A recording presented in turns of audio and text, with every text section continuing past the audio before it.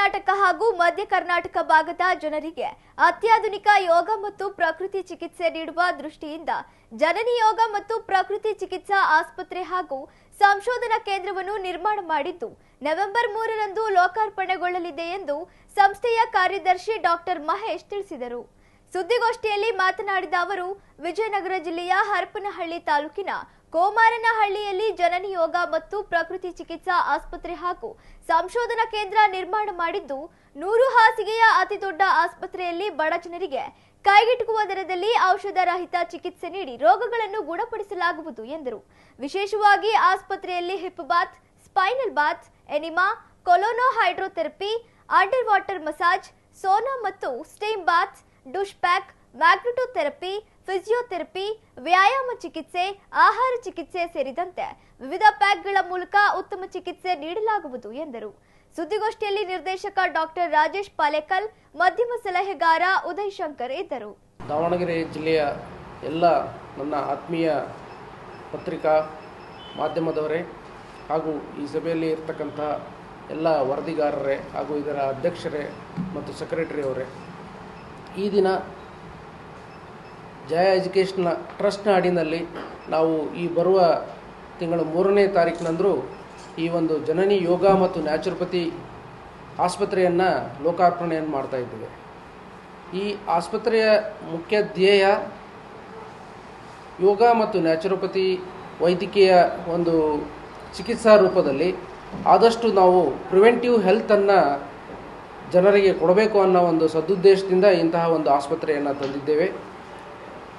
ಮೊದಲನೇದಾಗಿ ನಮ್ಮ ಈ ಉತ್ತರ ಕರ್ನಾಟಕ ಅಂದರೆ ಕಲ್ಯಾಣ ಕರ್ನಾಟಕದಲ್ಲಿ ಮೊಟ್ಟ ಮೊದಲನೇ ಆಸ್ಪತ್ರೆ ಇದು ನಮ್ಮದು ಅಂತಕ್ಕಂಥ ಹೇಳಲಿಕ್ಕೆ ನಾನು ತುಂಬ ಹರ್ಷಿತನಾಗಿದ್ದೇನೆ. ಇದೊಂದು ಸರಿಸುಮಾರು ಒಂದು 100 ಬೆಡ್ನ ಆಸ್ಪತ್ರೆಯ ಕೆಪಾಸಿಟಿ ಆಗಿದ್ದು ಇಲ್ಲಿ ಹಲವಾರು ಚಿಕಿತ್ಸೆಗಳು ಲಭ್ಯವಿರ್ತದೆ. ಅದನ್ನೆಲ್ಲ ನಮ್ಮ CM ಅವರು ತಮಗೆ ಸಂಕ್ಷಿಪ್ತವಾಗಿ ಹೇಳ್ತಾರೆ. ಈ ಒಂದು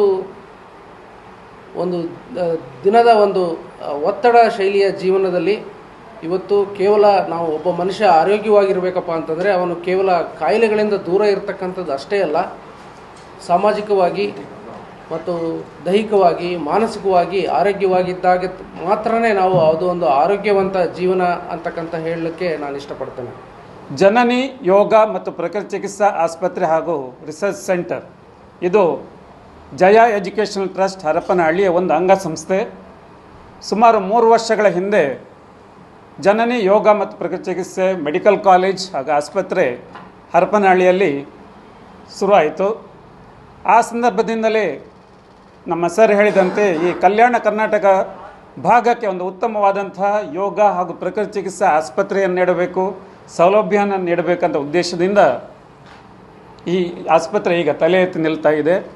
ಇದು ಹರಪನಹಳ್ಳಿಯಿಂದ ಸುಮಾರು 9 ಕಿಲೋಮೀಟರ್ ದೂರ ಅರಸೀಕೆರೆ ರೋಡಲ್ಲಿ ಪ್ರಕೃತಿದತ್ತವಾದಂತಹ ರಮ್ಯ ತಾಣದಲ್ಲಿ ಸುಂದರವಾದ ಒಂದು ಆಸ್ಪತ್ರೆ ತಲೆ ಎತ್ತಿದೆ.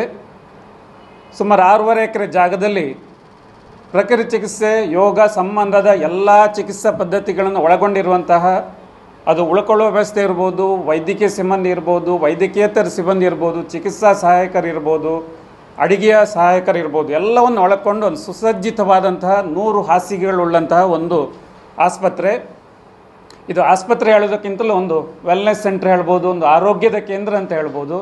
ಅಂದರೆ ನಿಮಗೆಲ್ಲ ತಿಳಿದಿರುವಂತೆ ಈ ಪ್ರಕೃತಿ ಚಿಕಿತ್ಸಾ ಯೋಗ ಅನ್ನುವಂಥದ್ದು ಖಾಲಿ ಕಾಯಿಲೆಗಳನ್ನು ಗುಣಪಡಿಸಲಿಕ್ಕಿರುವಂಥದ್ದಲ್ಲ. ಈಗಲೇ ಸರ್ ಹೇಳಿದ್ದಾರೆ, ಅದು ಪ್ರಿವೆಂಟಿವ್, ರೋಗ ಬಾರದ ಹಾಗೆ ಕೂಡ ಮಾಡ್ತೀವಿ. ರೋಗ ಬಂದರೆ ರೋಗ ಗುಣ ಆಗಲಿಕ್ಕೆ ಕ್ಯುರೇಟಿವ್ ಕೂಡ ಹೇಳ್ತೀವಿ. ರೋಗ ಬಂದ ನಂತರ ಅದನ್ನು ಪ್ರಿಸರ್ವೇಟಿವ್, ನಮ್ಮ ಆರೋಗ್ಯವನ್ನು ಹೇಗೆ ನಾವು ಕಾಪಾಡಿಕೊಳ್ಬೋದು. ಹಾಗಾಗಿ ಪ್ರಿವೆಂಟಿವ್, ಕ್ಯುರೇಟಿವ್, ಪ್ರಿಸರ್ವೇಟಿವ್ ಈ 3 ಭಾಗಗಳನ್ನು ಒಳಗೊಂಡಂತಹ ಒಂದು ಸಮಗ್ರವಾದ ಒಂದು ಚಿಕಿತ್ಸೆ ಇದೆ. ಇದರಲ್ಲಿ ಖಾಲಿ ಕಾಯಿಲೆಯವರಲ್ಲ, ಯಾರು ಕೂಡ ಬರ್ಬೋದು. ಅಂದರೆ ನಾವು ಪಾಸಿಟಿವ್ ಹೆಲ್ತ್ ಅಂತ ಹೇಳ್ತೇವೆ. ನಮ್ಮ ಆರೋಗ್ಯವನ್ನು ಕಾಪಾಡಿಕೊಳ್ಬೇಕು, ರೋಗ ಬಾರದಾಗಿ ನೋಡಬೇಕು, ಅದಕ್ಕೆ ಪಾಸಿಟಿವ್ ಹೆಲ್ತ್ ಆಗಿ ಕೂಡ ಸೇರ್ಬೋದು. ಕಾಯಿಲೆ ಇದೆ, ನಿಮಗೆ ಬೆನ್ನು ನೋವು ಇರ್ಬೋದು, ಶುಗರ್ನ ಪ್ರಾಬ್ಲಮ್ ಇರ್ಬೋದು, BP ಜಾಸ್ತಿ ಇರ್ಬೋದು, ಅಥವಾ ಪ್ಯಾರಲಿಸಿಸ್ ಆದ ನಂತರ ಇರ್ಬೋದು, ಅಥವಾ ಹೆಂಗಸರಲ್ಲಿ ಮುಟ್ಟಿನ ದೋಷಗಳು, ಯಾವುದೇ ತೊಂದರೆಗಳಿದ್ದರೂ ಕೂಡ ಸರ್ಜರಿ ಮತ್ತು ಎಮರ್ಜೆನ್ಸಿ ಬಿಟ್ಟು ಬಾಕಿ ಎಲ್ಲ ಕಾಯಿಲೆಗಳನ್ನು ನಾವು ಅಲ್ಲಿ ಸೇರಿಸ್ಕೊಳ್ತೇವೆ, ಗುಣಪಡಿಸಲಿಕ್ಕೆ ಪ್ರಯತ್ನ ಮಾಡ್ತೇವೆ. ಗುಣ ಕೂಡ ಆಗುತ್ತೆ. ಯಾಕಂದರೆ ಕಳೆದ 3 ದಶಕಗಳಿಂದ ನಮ್ಮ ಅನುಭವದ ಪ್ರಕಾರ ಹೆಚ್ಚಿನ ಎಲ್ಲ ಕಾಯಿಲೆಗಳಿಗೆ ಇದರಲ್ಲಿ ಒಳ್ಳೆಯ ಉತ್ತಮವಾದ ಪರಿಣಾಮ ಬೀರುತ್ತೆ.